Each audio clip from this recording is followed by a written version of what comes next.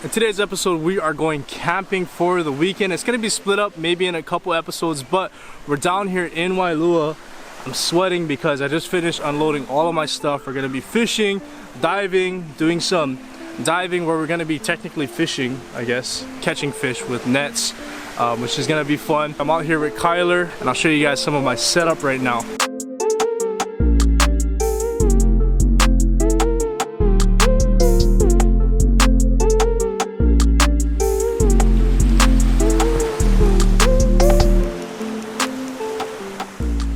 Saw Kyler's tackle right here. We do have a tent further up over there, but I'm probably not gonna sleep in it because I'm gonna be fishing down here most of the night. Just don't wanna be super far away from my poles, the rest of my reels, all of my tackle. I have my diving gear for tomorrow. All right, so the first thing we're gonna do, which I've never tried before, is catch Oama with a scoop net while diving at night. So we have, I got a dive light, I've got this net right here, and essentially all we're gonna be doing is creeping up on the Oama as they're in the sand and just putting the net over it. Then we're gonna transfer it to these bait buckets right here, and that's what we're gonna be using as bait for tonight. We also got some taco I caught a couple days ago, and then we got some moray eel and some white eel. So we have a lot of different baits potentially if we catch the Oama too. Let's just pray that we catch a big Ulua, right? Oh yeah, oh yeah. Hello guys, welcome back to another episode of Fish and Dive Hawaii, and it's been a while since my last diving upload. Just been really busy, but I've been having a lot of content to catch up on, including this episode. Can't wait to share the rest of the footage with you. Like I mentioned, this is my first time doing this type of diving where we're using scoop nets to catch bait. Pretty interesting. It was a lot of fun. It's been a while since I've been night diving in the first place, so I know that's something a lot of you guys have requested. Right here is a little baby taco that I was kind of messing around with, just seeing it under this little shelf. But the main purpose is catching bait on this night dive. You'll see right here, I seen a nice big tohe. This is a white eel. Really good Ulua bait. You don't have to check the bait often because it is eel meat. But landing this eel right here is just gonna mean that we've got a ton of bait to try to catch some Uluas. So this is my first encounter with tohe underwater while diving. We do see them when we go torching. If you guys have seen that episode before, I was surprised at how well this thing moves underwater. This thing was super smart.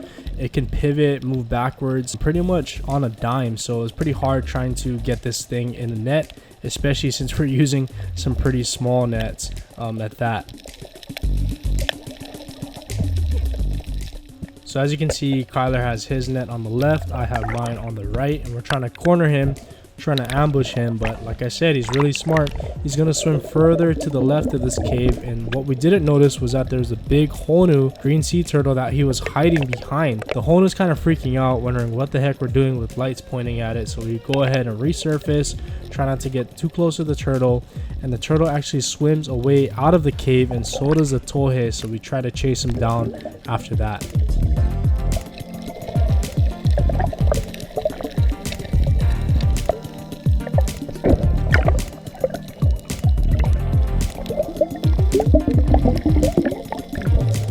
Looking back now at the footage, if I had dive gloves, I maybe would have tried to grab them from the side right there, but I'm not 100% sure if they bite. I feel like with this one in particular, if it wanted to bite us, it would have already tried at this point. But again, these are wild animals, so I wouldn't trust it. And I want to hear from you guys in the comment section if you've ever had any bad experiences with white eel or tohe or any other type of animals. Just tell me your story down in the comment section below. As of right now, we're just keeping our distance, trying to put him inside of our nets, which has proven to be pretty challenging up until this point. So right here, we were finally able to kick this guy out of the little caves. We got him to swim in open water, so we're able to scoop him up. But now we try to scoop him inside of our net, and he takes off again. So he was able to maneuver his way up and out of the top of it while he was out of the water. And yeah, he's swimming out in the open again. Scoop him one more time. As you can see, trying to get him in bolt nets. And this guy is just a ninja. Like right now, as I'm watching this footage, I can remember how it was happening. This guy was just unreal. Must have took some parkour classes or something, because yeah, he was duking and dodging us the whole time we were trying to catch him. So finally I was able to get him in the net. You see Kyler put the one over it, and he still finds his way out of the net. Just tripping out on how smart this guy was. And you just seen how close he was to me. I'm actually not wearing a wetsuit in this video. I just have board shorts on, and I felt his slimy body run alongside mine. And if he had a chance to bite me, that was probably the best chance, so I'm pretty thankful that he didn't, but I'm also pretty salty that we weren't able to land him right there. So again, we're trying to chase him down, trying to scoop the net right over him, and he's able to stop on a dime, pivot, move out of the way. You guys can see he just backs up, turns out of the way, and he hides under this rock right here. Now look, you guys see this rock right here. It's not that big. There's sand on the right side, there's sand on the left side, small little pieces of reef on either side of the rock. We seen him swim under there, but for some reason this guy pulled a Houdini and disappeared. I'm still tripping out at how elusive this thing was. Maybe when we weren't flashing the light at his exact direction, he probably swam away, or he's just found a really cool hiding spot inside of this rock. But you guys can see it's not that big, and he was able to avoid us and live for another day. Oh, this thing is smart, yeah. So after about 10 minutes, pretty bummed out, we end up moving on and going for the Oamas again, while checking out some little creatures like this along the way. So if you didn't know what that was a little lobster, way too small to harvest, plus it's not even in season. But we're after Oamas right now, and right here, this is my first Oama I've seen during this dive, right there on the sand. I'm gonna lay my net right over top of it, trying to be gentle. Now, I kind of forgot what I needed to do at this point, so I'm trying to put my hand over it, but I think there was a hole in the net, or there might be a hole in my hand because that thing got out. Anyways, this guy's swimming off. I don't think we caught this one again, not too sure, but there's lots more to catch after this one. Oh yeah, we did. See it right there, swimming. Gonna put my hand over it, try to scoop it out. So now I'm transporting the Oama to the bait bucket, and there's a certain level of common sense you need in order to do this, which I did not have at this point because I opened up the bait bucket underwater, so my Oama just swam away when I tried to put it inside. But gonna have to move on, try to catch some more bait.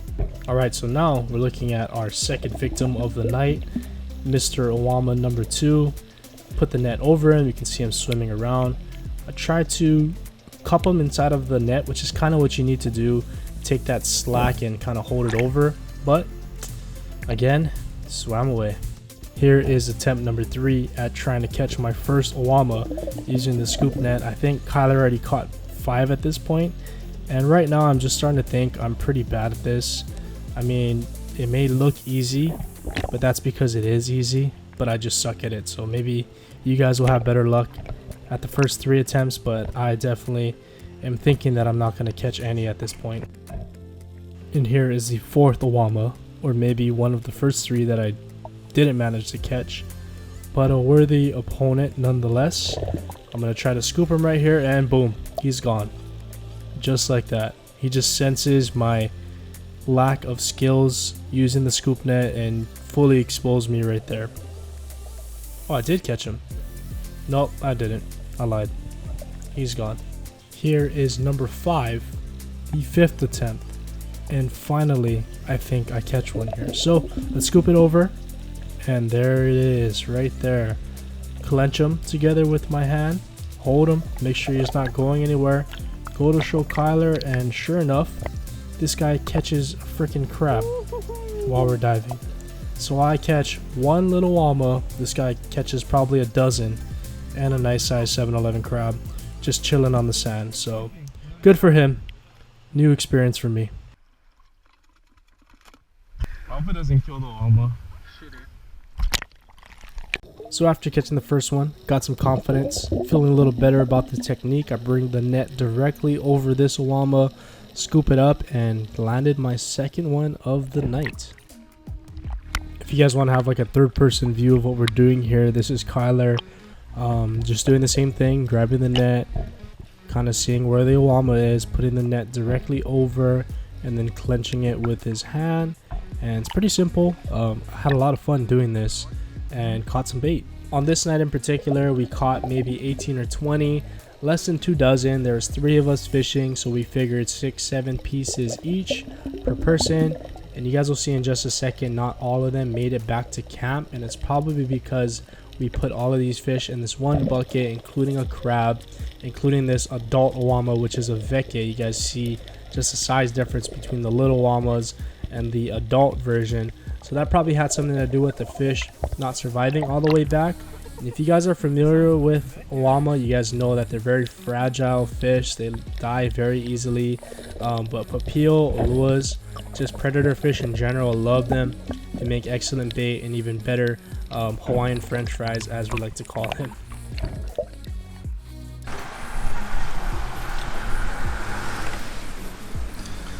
Aerator. Right now we're just taking out the dead ones because leave the dead ones in, it'll kill the live ones faster.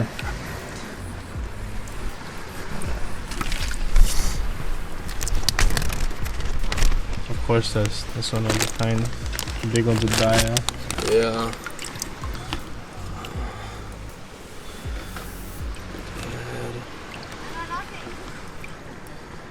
So that's it for this episode. You guys will have to check in on the next one to see if we actually caught anything with this live bait. Had a ton of fun doing this. It sounded so dumb at first, but probably one of the most best times I've had diving. Sounds so simple, but sometimes the most simple things are the most fun. And until I see you guys in the next episode, shoots, mahalo. See you later. Bye-bye.